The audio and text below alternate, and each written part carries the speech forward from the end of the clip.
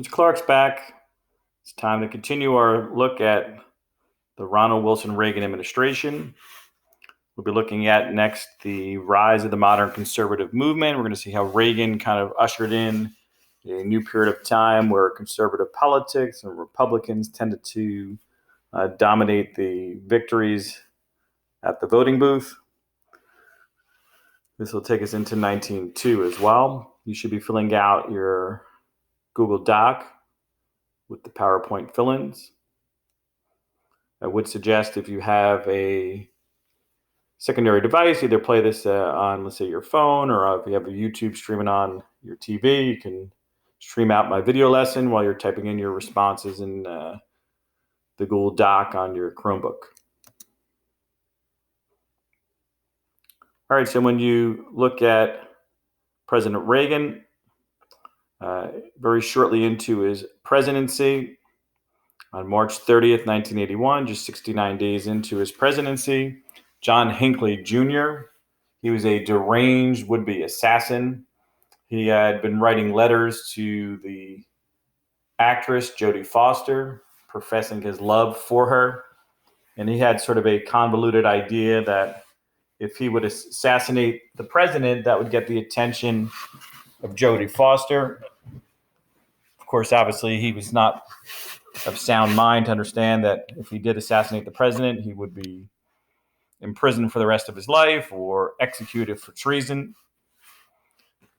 In the melee that occurred, as you can see in the photograph at the top, Reagan's leaving a hotel where he had given a speech, waving to the crowd, and John Hinckley Jr. was one of the pedestrians on the sidewalk. He opened fire. He ended up shooting three individuals: Ronald Reagan, a police officer, and James Brady. Brady was Reagan's press secretary at the time.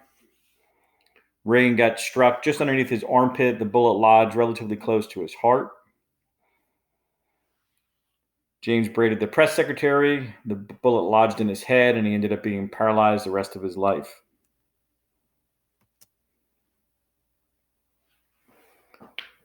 Reagan, in economic recession and recovery in 1981, when he came into the presidency, the country was in recession.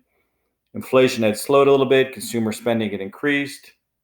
As they came out of the recession, the stock market began to grow, but all at the same time, the federal deficit grew as even domestic spending decreased. The deficit increased from $909 billion in 1980 to $3.2 trillion in 1990. The federal deficit today is roughly $27 trillion, and with the ongoing money that we're spending on the pandemic, it should hit $30 trillion as soon as the end of the year.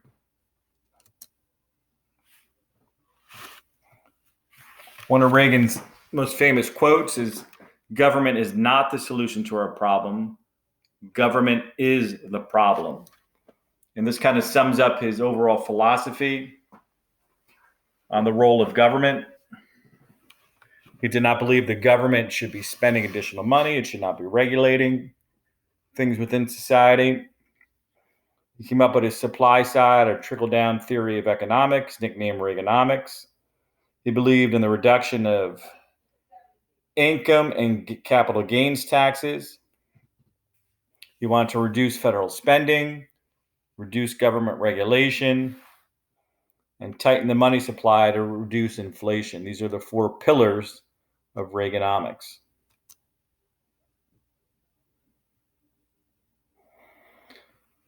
Reagan believed in cutting taxes to put more money into the hands of businesses. He wanted to cut taxes on the wealthiest Americans. Lower taxes would equal investment in the supply side of the economy. So in theory, this would encourage capital investment by the business owners. They would expand their businesses, maybe open up a new store, a new factory. Business owners would then hire more workers. More workers would then equal higher tax revenues for the federal government, even at the lower tax rates. So if you have many more people working, maybe even getting higher wages or salaries, and this can actually positively impact the government treasury.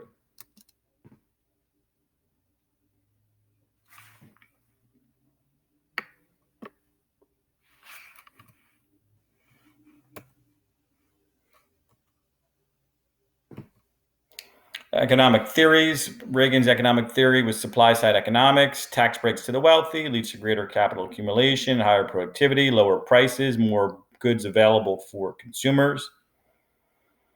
Higher tax revenues collected by the government provides money to reduce federal budget deficits. This is generally favored by Republicans or conservatives. The Keynesian economics philosophy. This is a democratic philosophy, more on the demand side. Tax breaks to the working and middle class. Higher productivity leads to more job growth. Higher taxes placed on the wealthy are collected by the government. This would then allow for the federal budget deficit to come down.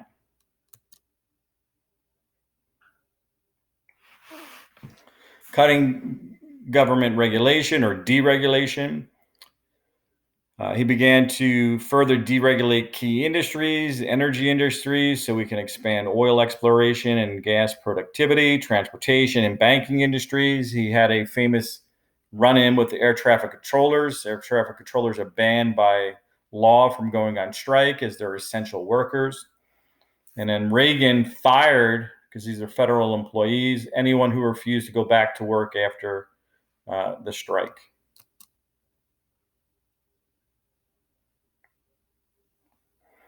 Slowed federal growth or new federalism. New federalism is kind of a shared service, it's kind of a balance between federal, state, and local governments. He began limiting the size of the government. He eliminated public service jobs, reduced unemployment compensation, lowered welfare benefits, raised fees for Medicare patients.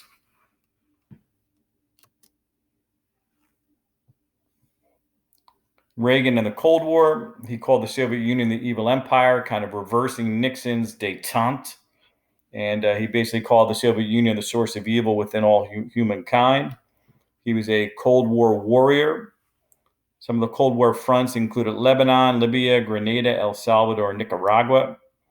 You see the photograph up top right. That's Grenada, a small island country where we had to deploy troops to hold off a communist revolution in that small country.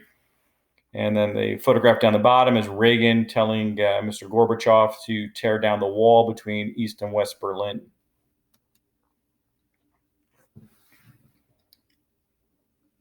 In order to fight communism, very often the United States would support dictators, even if we disagree with their tactics. As long as they were anti-communist, that was good enough for us.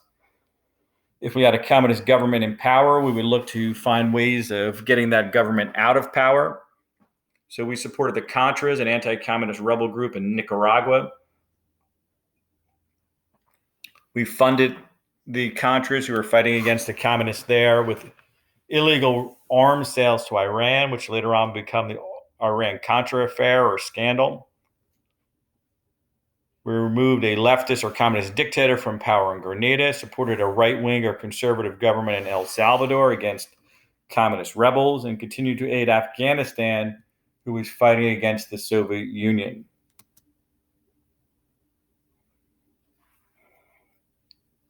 Reagan's military buildup. He had the biggest peacetime buildup in American history. New weapons and new technology were being developed.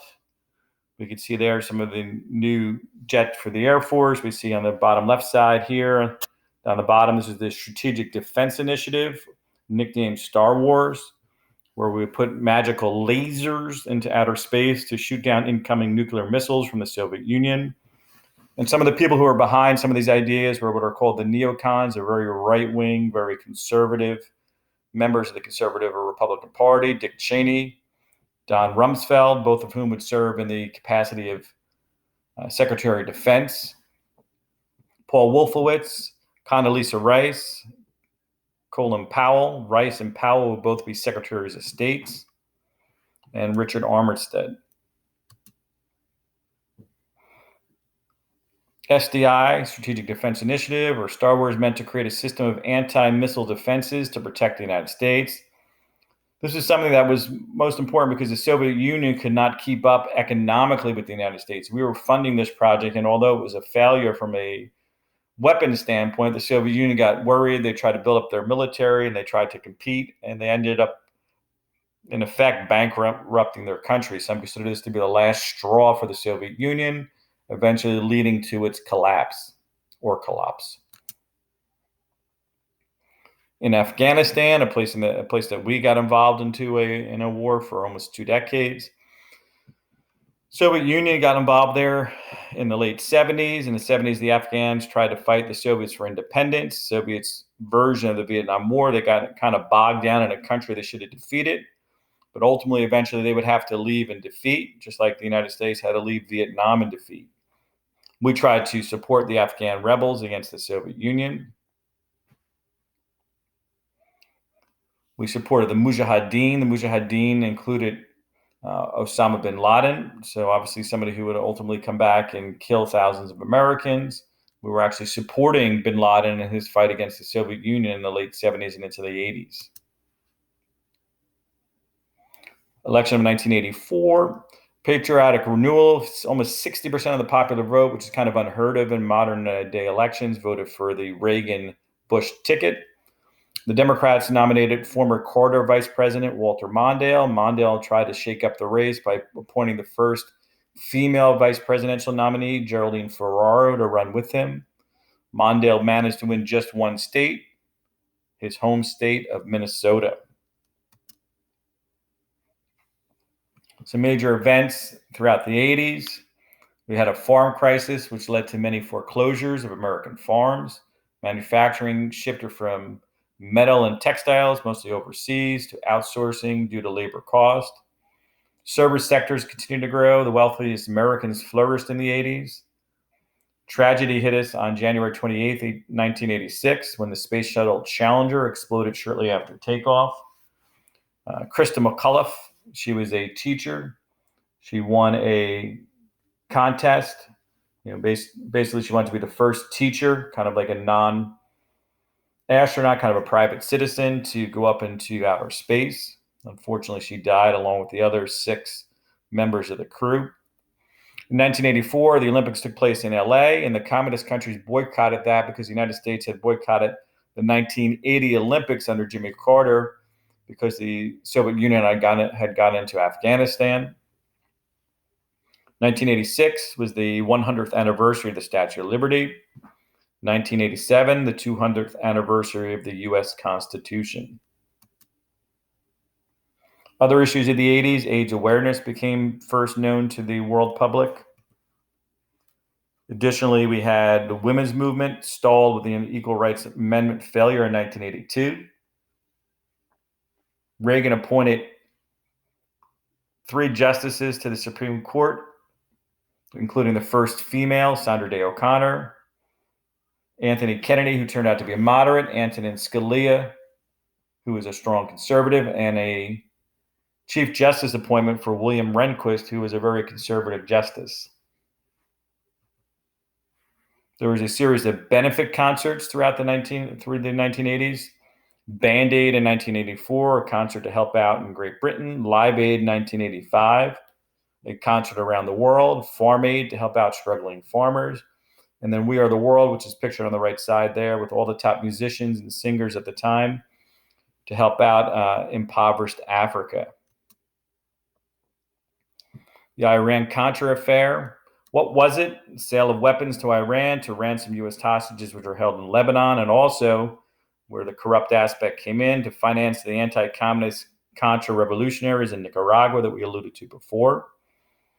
This is to oust the communist Sandinistas. It was illegal because Congress had limited the amount of aid the United States could provide to any country without congressional approval.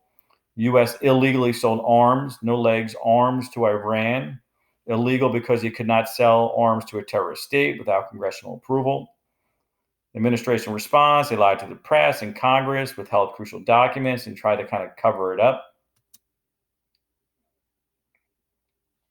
This led to a series of congressional investigations. Pictured here is Oliver North. Marine Lieutenant Colonel Oliver North became kind of the center of the scandal, the mastermind put in charge of the Iran-Contra affair. North testified that funds were diverted from Iran to the Nicaraguan Contras. He admitted to lying to Congress and to destroying and altering key documents. The final conclusion of the congressional report was that Reagan had approved the weapons sales, but did not know, nor did he approve the funds being diverted to the Contras. Some people are skeptical as to whether or not that was true or not.